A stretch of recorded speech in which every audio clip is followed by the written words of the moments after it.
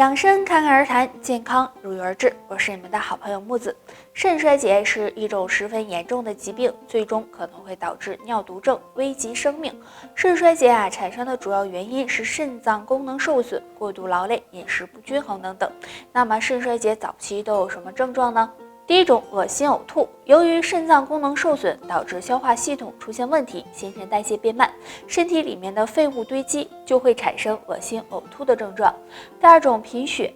肾脏功能衰竭导致身体红细胞不足，身体的造血功能降低，从而引发了贫血。还有就是肾脏功能下降，导致患者的食欲下降，长时间会引发营养不良，也导致了身体出现贫血。第三种，身体乏力。有一种情况呢，是由于第二条的贫血，从而引发身体虚弱，出现乏力的症状。第二种情况是肾衰竭导致的身体出现代谢性酸中毒，导致食欲下降，从而呢身体乏力。那只有更好的了解肾衰竭的症状，我们才能够更好的去治疗和预防。平时可以食用黑枸杞来养肾护肾。那当身体出现以上症状的时候，请关注与留心，预防肾脏问题的进一步。女性都想有一个苗条的身材，但是呢，很多人过了40岁后就开始发福了，体重是直线上升。那体重多少才算标准呢？那教大家一个非常简单的方法，就是用自己的身高减去105，得出来的就是自己的标准体重了。比如我身高1.68米，减去105就是63公斤了。那上下浮动不要超过10%就行。这样都属于正常健康的。如果身体过于肥胖，那很容易给健康带来隐患，还可能会使你提前衰老。所以女性40岁后控制体重是很重要的。如果你在正常的体重范围内，身体或许会更健康，也会比同龄人老得慢一些。大家都知道，女性最佳的绝经年龄是45到55岁。如果刚刚40岁就绝经了，那可能是卵巢早衰了哦。那除了疾病方面，还可能和日常2个行为有关。那下面我们就来看一看。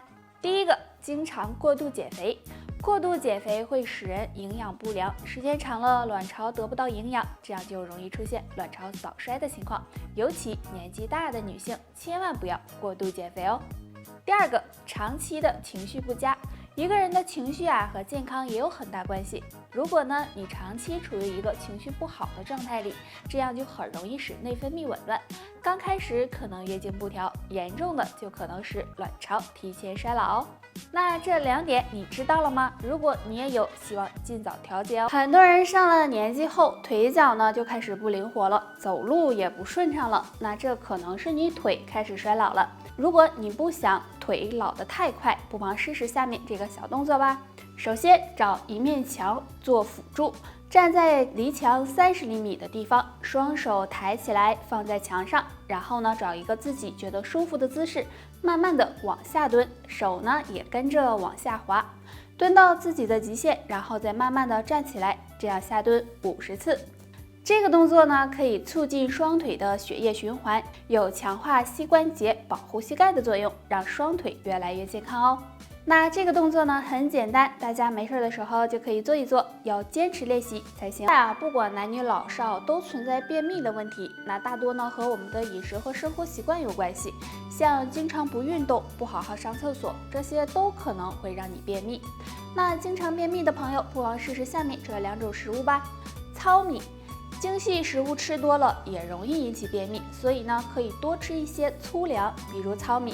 糙米含有丰富的矿物质、维生素以及氨基酸，那经常吃能够促进肠胃蠕动，能帮助缓解和预防便秘。含纤维素高的食物，那多吃这类食物可以帮助肠道蠕动，给身体增加水分，有润肠通便的作用。那比如胡萝卜、芹菜、青菜等等。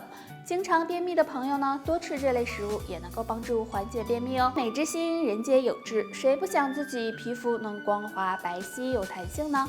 但是总有一些人会有皮肤粗糙、脸色暗黄的问题，让人感觉很是烦恼。那今天给大家推荐一种汤，可以帮助补血养颜，保护皮肤哦。这种汤就是黑木耳大枣汤。首先呢，我们拿30克的黑木耳，再拿20克左右的大枣，然后大枣去核，在锅中加入适量的水，把黑木耳和大枣放入到锅中，大约煮半个小时就行。